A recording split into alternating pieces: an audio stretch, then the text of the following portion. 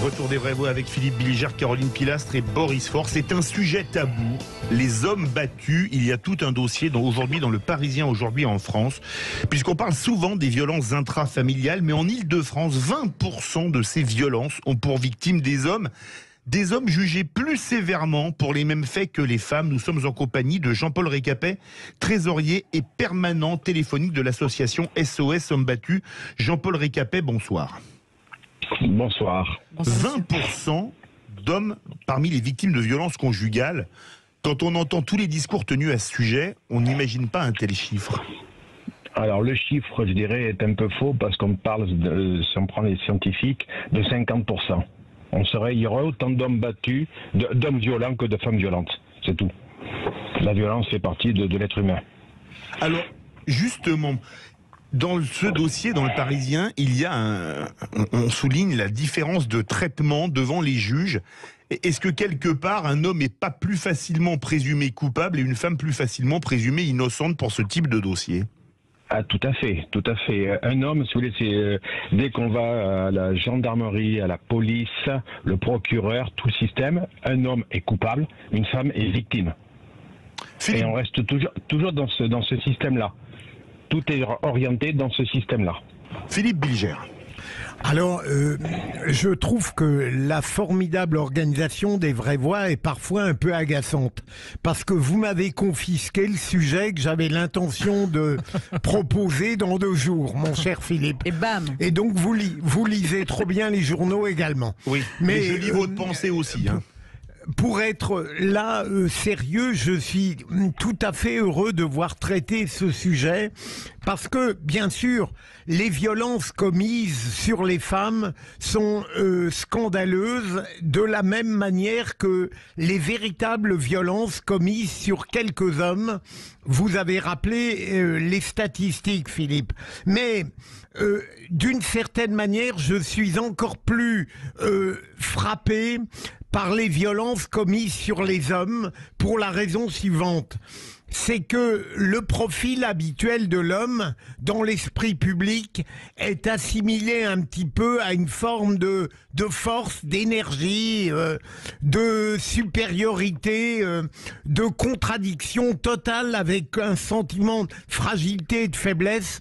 Et on imagine mal comment des hommes ont pu évidemment être victimes de violences de toute nature. J'ai lu également la double page dans Aujourd'hui et c'est ça qui m'a passionné. Mais c'est un sujet qui au moins remettra de l'équité parce que lorsqu'on parle des violences contre les femmes, très souvent on n'admet pas que l'autre sexe peut en être victime également. Jean-Paul Récapet. Tout à fait. La violence, elle existe. Et le problème, c'est que l'homme, c'est quelqu'un d'imposant, comme l'interlocuteur disait, et on n'admet pas qu'il peut être victime. Et que voilà, et tout le système judiciaire de la société actuelle n'admet pas l'homme victime. Caroline Pilastre. On connaît les violences abjectes faites aux femmes. Moi, la question que je voudrais vous poser, premièrement, est-ce qu'il y a eu une hausse supplémentaire de cette violence envers les hommes depuis la sortie des confinements?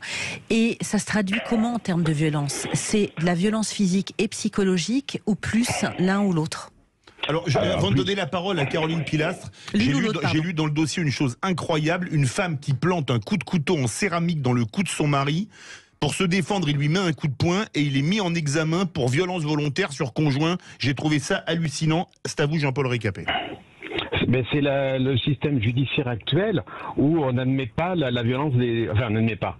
On admet, mais on sous-estime. Donc, dès qu'une femme tape, mais madame, pourquoi avez-vous tapé? On lui donne déjà des circonstances atténuantes. Pour orienter par rapport à ma question, désolé Philippe, c'est plus de la violence physique que les femmes ont sur les hommes ou de la violence psychologique comme certains pervers narcissiques? Tout, en tant qu'écoutant, je peux vous dire, il y a même des pervers sexuels. Wow. Là, l'autre jour, j'avais un homme qui était agressé sexuellement par une jeune et jolie femme. Et il recevait des coups parce qu'il ne faisait pas son boulot. Effectivement. Et le comble, c'est qu'on n'a pas le droit de rire, hein, tout de même. Donc c'est quelque chose qui va être extrêmement risible.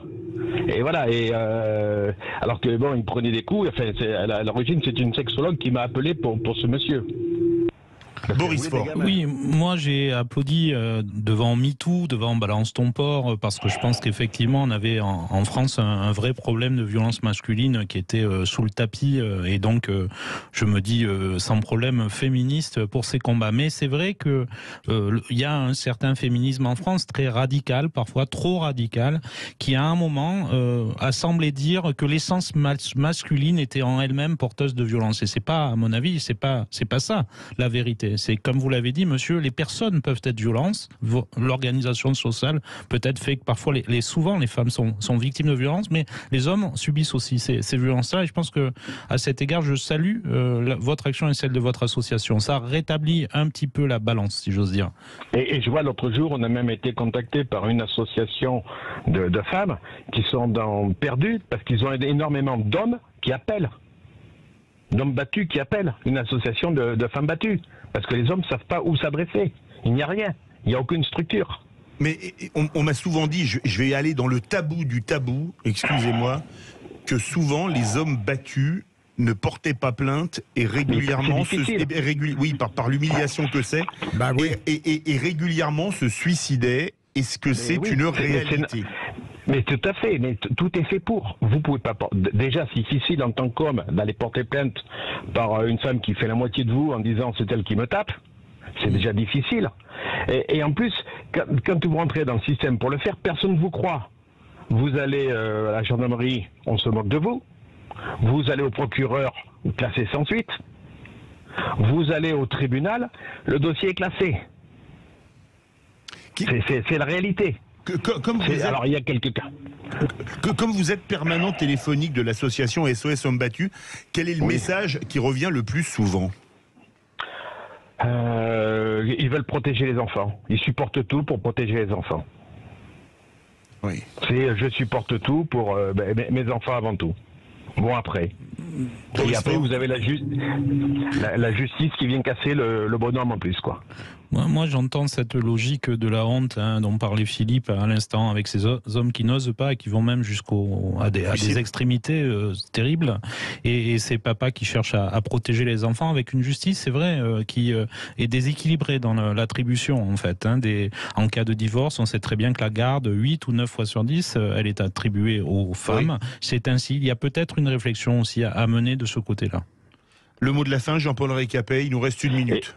Et même maintenant, donc les femmes portent plainte systématiquement, souvent, pour obtenir dans le cas de divorce, comme ça je porte plainte et je sais que je vais avoir un pont d'or. Je sais que je vais avoir la garde des enfants, la pension, je vais porter plainte. Même alors que c'est madame qui est violente. Et c'est un phénomène qui augmente? Oui, oui. Un peu partout, dans toutes les strates sociales, géographiques. J'ai énormément d'hommes violents, d'hommes qui sont violentés, qui sont accusés de violence. Oui, et la justice, voilà, et c'est une question de gros sous et de garde des enfants. Et c'est au quart du temps. Et vous avez beaucoup, par exemple, de fausses accusations de violence contre les hommes? Oui, énormément. Effectivement. On crée, avec le système actuellement où la femme est violentée, enfin je ne veux pas dire qu'on on en parle beaucoup, donc maintenant c'est devenu un système pour toucher des sous, je dis que j'ai été violenté, quoi, ou pour avoir la garde des enfants. Merci beaucoup Jean-Paul Récapet, trésorier et permanent téléphonique de l'association Hommes Battus, d'avoir parlé de ce sujet. Il y a un dossier très intéressant dans le Parisien aujourd'hui en France, avec des éléments qu'on n'imagine même pas. Personnellement, quand je les ai lus, je dois vous avouer que j'ai été absolument effaré. Dans quelques instants, notre grand débat sur un autre sujet lourd. Montée de l'inflation, craignez-vous de vous appauvrir? Vous êtes 93,6% à dire oui. On va en débattre avec Daniel Verger, responsable études et recherches du Secours catholique Caritas France.